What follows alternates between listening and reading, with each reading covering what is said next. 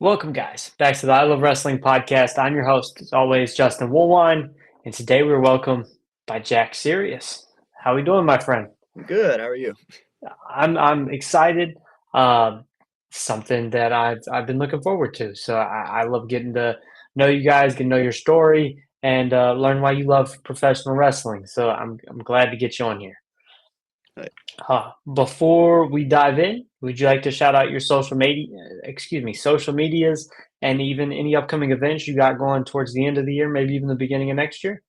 Yeah, I mean, social media, you can find me should be at Jack Sirius underscore on Instagram and X, Facebook, Jack Sirius Pro Wrestler, YouTube, Jack Sirius, all that's same stuff. As far as events, you can catch me around the Wisconsin area, ICW Milwaukee, Bruce City Wrestling, ACW Wisconsin, all others around the Midwest, IPW in Michigan, Higher Ground Wrestling Minnesota, almost every month. So, Okay, so you stay loaded with dates. yeah, I try to. like it. I like it.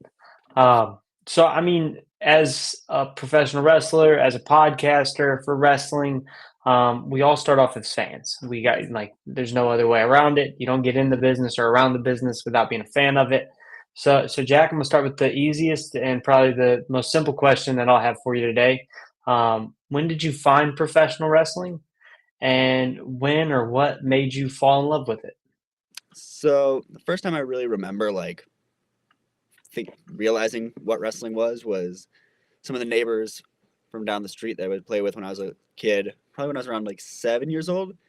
They had me over and they started playing one of the SVR games on their PSP at home, and immediately I was real intrigued by it.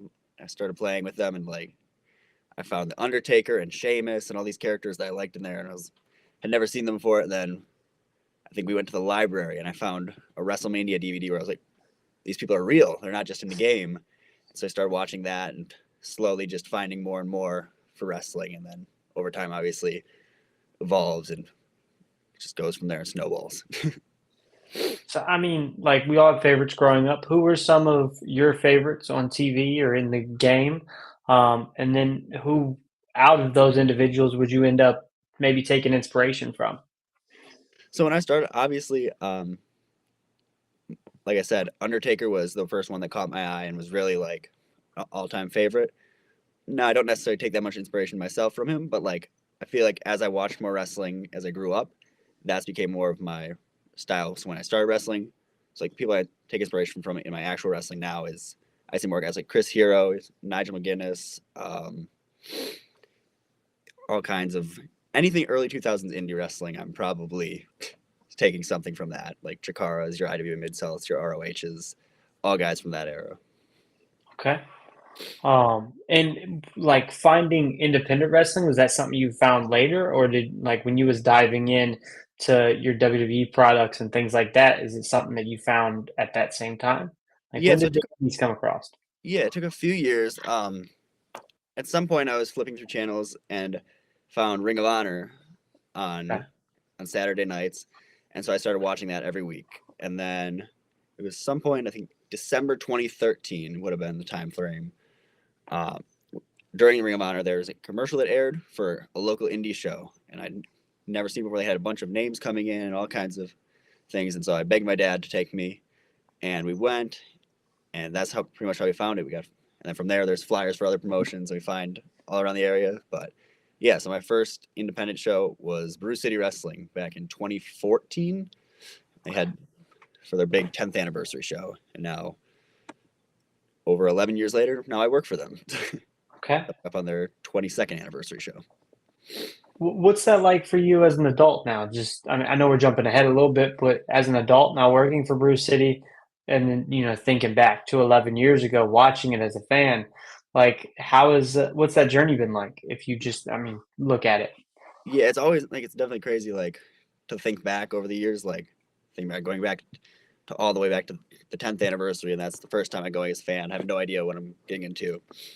2 years later, my dad starts sponsoring the shows, and we start printing the merchandise for everyone, which is like got me kind of into wrestling, like in and like realizing like, oh, I really can do this. And I spent a few years all around Milwaukee running the merchandise tables and designing, printing, merchandise, all kinds of stuff like that. And then 2 years ago, I had my first match on that same anniversary show, the 20th anniversary. And so it was definitely like a surreal thing to come back 10 years separated and have that big match. Did you know 11 years ago that it was something that you'd go to pursue, or was it just, hey, let me just soak this in as a fan? It was definitely something I wanted. Like, as a kid, you obviously dream about it. And then I think just over time being around it and getting more ingrained into it is like realizing that it was a possibility. Was there ever anything else that you like thought you wanted to be, or just being so immersed in the scene of wrestling, was it just the main goal? I think, yeah, it was pretty much since I found wrestling, it was just always wrestling, wrestling, wrestling.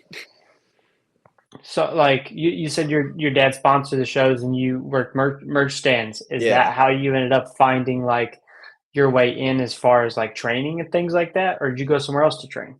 Yeah, it was through that. So right after we started sponsoring is when Brew City opened up their school, Thumper's Den in Milwaukee.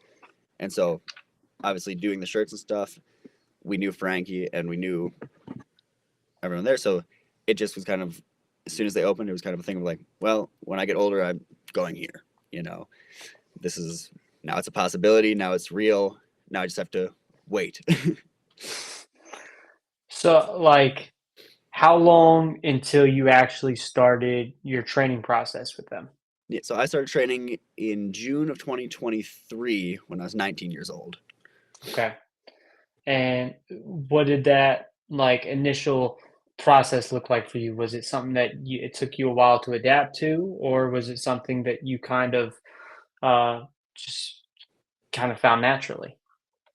Um, I'd say parts were like more difficult to adapt to, and parts were natural. Like obviously, the actual act of throwing your body at the ground, it takes time for your body to callus and get used to it. But like, I guess the mental side of wrestling, being around it for so long and watching so much of it, that kind of came a little more natural to me. Okay. Who or what was your biggest support system during the training process? I mean, there's a lot of people like obviously my family is big supporters of it and me, and like since like I said, my dad's been taking me shows for so long, so like he's happy to see it happening. As far as in wrestling, just everyone at the camp's always been amazing, and then helping me out. All my friends, like there's a group of us, it's peak season. That are legitimately four real life best friends: Armando Alvarez, Josiah Batsana, CJ Cole, Wall Meng, and myself. And they've helped me from the beginning. And then outside the actual school itself, I'd say Dysfunction, a local independent legend. He's been a mentor to me since far before I started my training, with teaching me everything in and out of the ring. So all those people have been great. And dysfunction, you bring up, like you said, local legend. I'm not far from you. I'm down in Rockford, Illinois, just shy of Chicago. But so dysfunction is a big name in the area. Mm-hmm. Early on in your career, you got to face him in matches. Yeah. What was it like, training and learning from him and then going out in front of a crowd and being in front of, all the people and all the lights and getting in the ring with him? Yeah, it was great. Like, I mean, I couldn't ask for a better person to debut on the main show at Brew City with. Like, we got to tell a story that was real. I mean, obviously, there was that kind of teacher versus student energy with it. And yeah, it was just fantastic. It was exactly what I would have dreamed of years ago. So whose idea was it for you two to go against each other in your first match with Bruce City? Oh, that was, I think it was Dis's idea. Like, I had, obviously, since I started training, because he was one of the first people like that I was working merchandise with and like working the closest with, especially with his company ICW. Hmm. So we were close before I started training. But then once it was getting to that point where I was ready to debut, he had brought up the idea to the bookers because they had some ideas for him for the anniversary show. But he said, "Well, you have Jack reffing. Why don't we just do something where he refs one of my matches? When I lose, I'll just go crazy, attack him, and challenge him for the match at Rise to Honor." And so, without him, that match wouldn't have happened. And very thankful that it did. And looking out at, in retrospect after that match, How do you think it went? Is there anything you think you could have done better, or did you think it was a perfect showcase for your debut? I mean, obviously, there's always stuff that can go better with wrestling matches. Like, there's no perfect match in my mind, but that match, even though it was my first or like second match overall, first match on the main show, it still holds up as being pretty good to this day. Like every time I watch it back, always still very proud of it and the work I put into it. So you mentioned refing before. Is that something that you saw yourself doing, or was it just for that one occasion? No, yeah, so that was not like never the plan, but just kind of happened. So when I started training, about a month in, they needed a referee for one of the random fair shows they were doing. Nobody was available, and so they just had me do it. And then for the rest of the summer, Bruce City does a lot of fairs and festivals around like county fairs in Wisconsin. I'd end up roughing at a lot of those rather than just doing security and setup. And I think it was a great experience. Like I think the hardest part is bridging from refing to wrestling and like figuring out how to make that make sense to the fans if they've seen you ref before. Hmm. But getting to go from like going from training just straight into the ring can be like definitely difficult in the mind, but getting to go that first step to refing where you're in the ring in front of a crowd, but you're not necessarily one of the big personalities in there. So you kind of get to feel the crowd and stuff and learn what they react to, what works with them, and learn the different crowds before you actually have to do anything to work with them. If that makes Definitely. So like I've heard from other people that's went from ref to worker, or from even worker to ref back to worker, sense. that that referee step is important because it sometimes can help you learn not only like positioning in the ring but psychology in the ring, things like that. Is that something that you experience throughout, your time refereeing? Yeah, absolutely. Like I think it definitely made me more confident in myself and my abilities, and it like kind of taught me like because a lot of wrestling is learning as you go and just Mhm. trial and error. So like I said, being in there but not having to wrestle yet was definitely like a great learning experience and tool. And just being around the locker room too before you're actually wrestling on the shows is definitely very helpful. So something like upon doing research that I noticed, especially about the earlier part of your career, you tagged a lot with Mo Foley. What brought yourself and Mo together? And did you guys like immediately have that chemistry, or is it something that you two built together over time? I mean that one is a very like random pairing, honestly. Like Okay. just came to me for after a ICW showing. He's like, all right, well, we don't really have any babyface tag teams right now, so we need someone. So I kind of need you with some. And I think he gave me a list of like two or three people, and Mo was on that list. And I was like, yeah, I think we could have fun, do something, and like kind of saw the vision. And so, and yeah, for the next few months, we tagged. We won the ICW tag titles. It was a fun little run with him. And then he turned on me. We did a whole storyline for the rest of the year. It's definitely a fun time. Is he somebody that you preferred being next to or across the ring from? Depends. We had definitely had some fun matches on both sides. Okay. Did you do any stand out? Like, is there any like any above like the rest that you favorite? Yeah, I think our last match we did for the big blow off was the all weapons legal match last November. Is that my first time doing really a big weapons match and super fun match. Definitely worth watching. So, like, speaking of weapons matches, I've seen you've done a lot of like death match esque wrestling matches. Is that something that you ever envisioned yourself getting a part of? I mean, I've always liked hardcore deathmatch wrestling. I remember when I was a kid and I first started like getting into wrestling, like looking back at the past, I always found myself gravitating towards the hardcore title matches from the Attitude Era for whatever reason, even as like a little 9 year old. And then I've been going to ICW shows since I was 9 years old, and so I've seen like my second show ever there was a thumbtacks, ladders, and chairs match. So I've been around that and seen some really good death match and some really bad death match in my time. But yeah, I think when it's done right, hardcore wrestling and weapons can be incorporated really well and be the best form of the art. But there's also a lot of times where it's not done well. Mhm. So Is there anything in the death match realm, we'll call it, that you wouldn't do? Yeah, there's a lot. Okay. Um, I don't like. There's a lot of like the crazy stuff where it's going to mess your body up and prevent you from going to your regular job the next week, like razor boards, pigeon spikes, all kinds of just like power tools, anything like that. Not a big fan of. Gotcha. Syringes, not my thing, but Okay. So like the typical tacks and like maybe even a little bit of glass, things like that are bearable. But when it's something that could, I mean, obviously those things can maim you forever, but like the big heavy things that might might really take a toll on you for the next week or further are the things you try to gear away from. yeah, like deathmatch. Obviously, there is like that shock value to it, but you want to be able to do it safely. And there's some weapons that, especially now, that are coming out where there's no way to do it safely. I agree. I agree.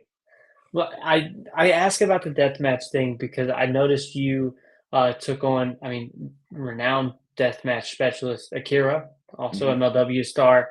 What was your reaction when you found out that she was going to be taking on Akira, and what was the experience like? I was super excited for that one. I'd always said like I'm not super interested in doing like random one-off death matches. I think they're great for like the end of a story and like to really cap off something like that and to build to. But I'd said that if I was ever to do one-offs, there's like a list of a few people I would do it with, and Akira was at the top of that list because we think a lot of the same of how a death match should look and the style behind it. And so I loved the match, and it was a fantastic experience working with him. Did you get any or gain any insight after the match from him at all? Oh yeah, absolutely. Like he was fresh off that run with Big Japan and like, just on the top of his game. So getting to work with him and like talk with him afterwards, I definitely feel like it upped my confidence and my own wrestling ability from that match. Definitely. So, like you mentioned earlier, you've been attached with peak season most of your Yep. career. What's it been like for you to be a part of the group? And what are some of the things that you've been able to learn both in and outside the ring from those guys and being around them? Yeah, I mean, peaks, but in the ring, like it's been a lot of fun. Like probably those are like the most fun matches we get to have. Is just when it's friends, just going out there doing what we want. Like it's always more fun like that. Um, and then that's really what's gotten me to travel as much as I've gotten to in the first 2 years of my career here. Has been just the five of us being a big carload and like going around. It's much easier to travel with your best friends. So Yeah, that's helped out a lot and really gotten me where I am. definitely. You mentioned the travel.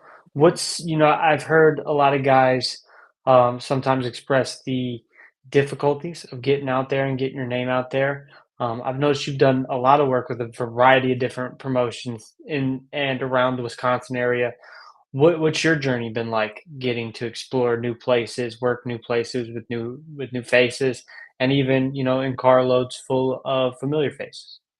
Yeah, I mean it's been great. Like obviously I've always wanted to travel with this and like so like right out the gate I was very made a very important thing for me. So like my third ever match was in Michigan. Like I made sure like because I and it was just the process of with peak season getting in the cars for their bookings and going with and networking and so by the time I did debut I already knew people from all over the Midwest that I could help me get places. Okay. So like do you think like your experience growing up around the business a little bit and like helping do merchandise and things like that maybe helped you for when it was time to, get out there and hit the ground running and start going and seeing new places?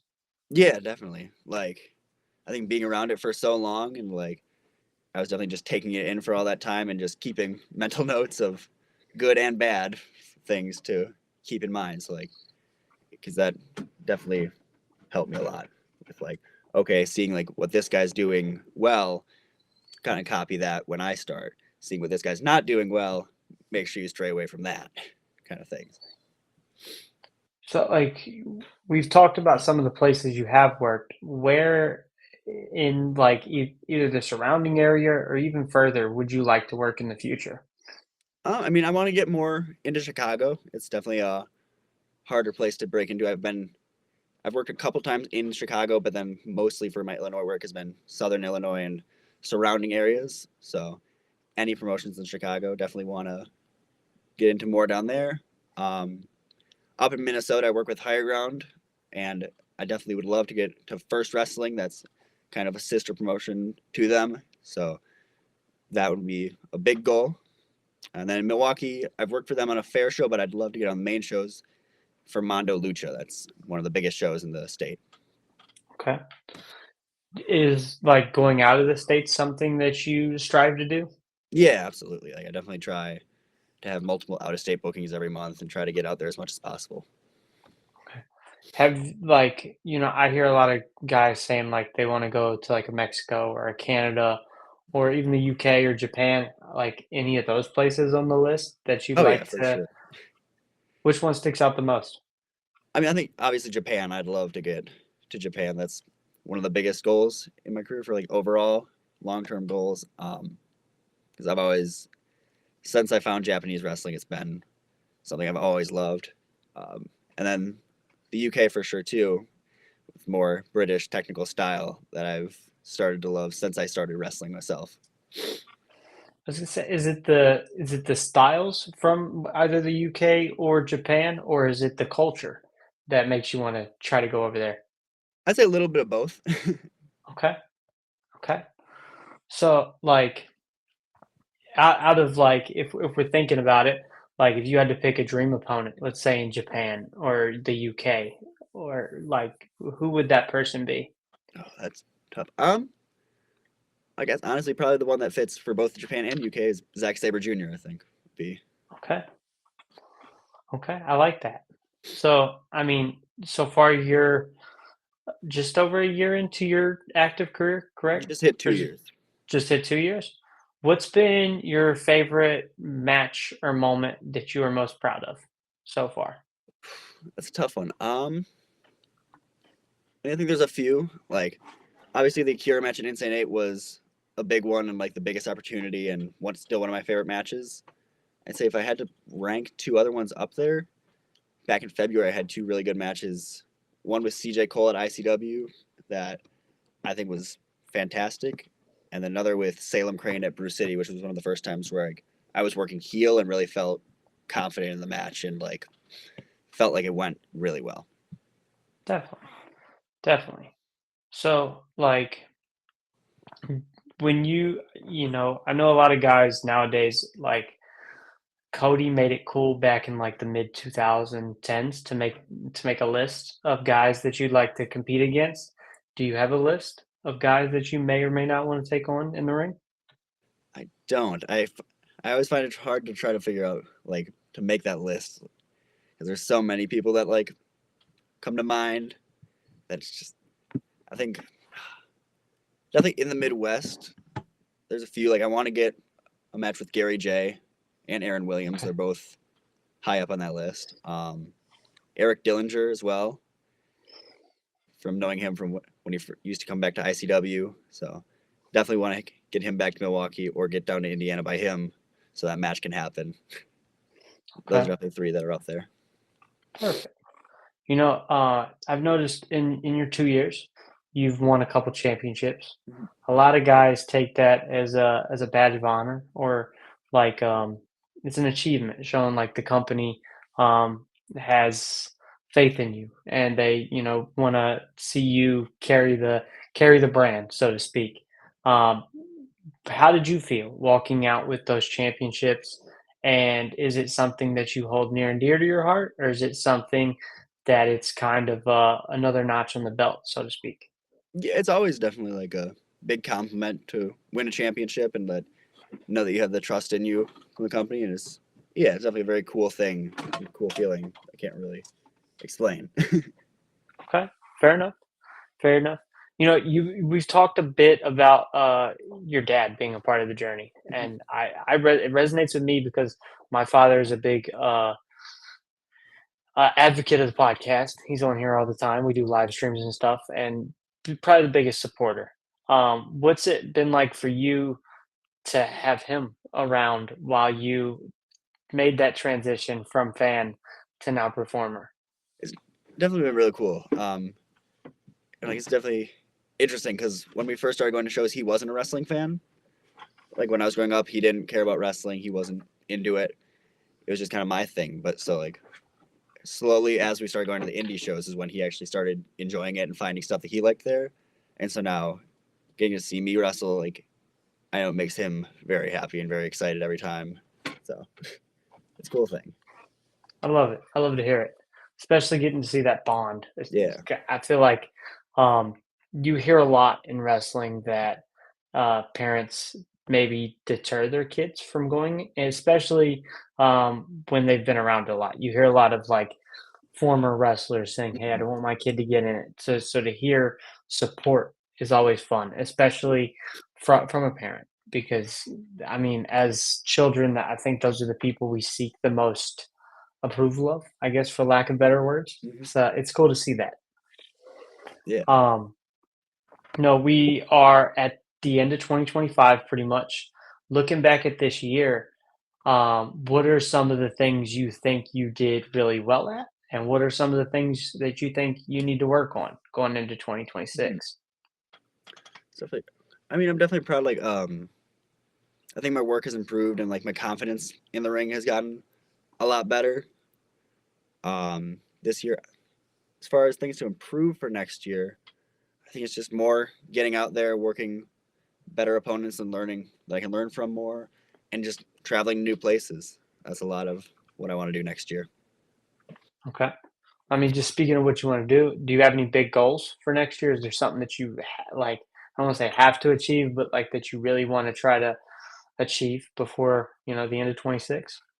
Yeah, I mean, I guess definitely getting new states, uh, going to new places. Um, Obviously, a big goal would be to get international bookings for the first time. That would be a very big one if I could get that knocked off. Perfect. Jack, I have ran out of questions. So, thank you for joining me. I love doing these. I always leave the door open.